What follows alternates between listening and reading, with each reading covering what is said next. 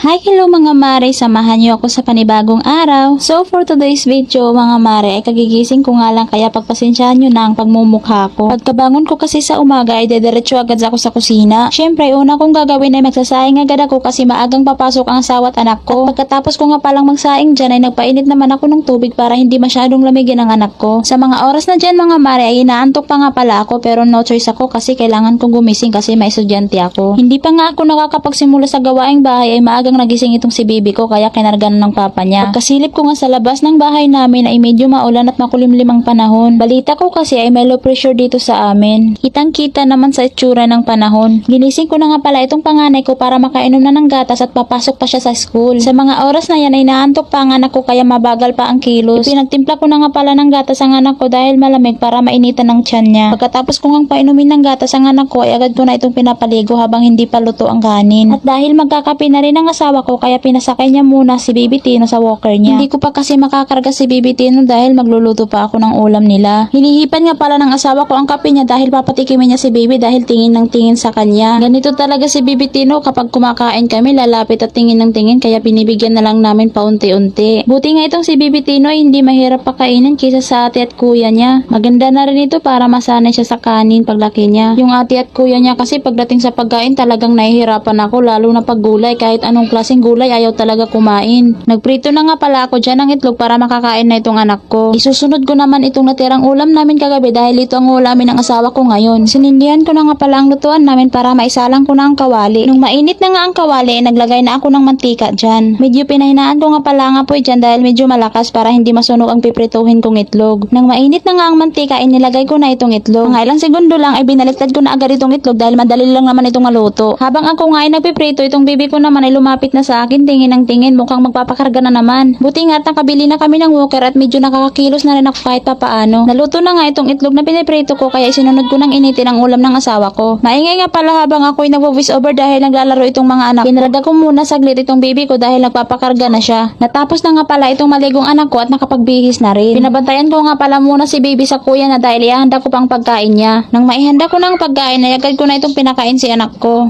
Mabagal kasi itong kumain kaya pinapabilis ko ang kilos niya. Inihanda ko na nga pala itong pagkain ng asawa ko at doon na lang siya daw kakain sa trabaho niya. Malilit na daw kasi siya pag dito pa siya sa bahay kumain. Sinilip ko nga ulit dito sa labas ng bahay namin kung umuulan pa ba pero hindi naman pero medyo makulimlim pa. Natapos na rin pala maligo itong asawa ko kaya aalis na daw sila ng anak ko. Nadadaanan lang pala ng asawa ko ang school ng anak ko kaya sabay na silang pumapasok sa umaga. Medyo malayo kasi ang school ng anak ko at mahirap din magantay ng sasakyan papunta sa school kaya wala akong time maghatid sundo sa anak ko. Busy rin kasi ako sa baby ko at sa mga gawaing bahay ko. Nakaalis na nga pala ang asawa ko at hanggang dito lang muna. Please follow for more. Maraming salamat. God bless.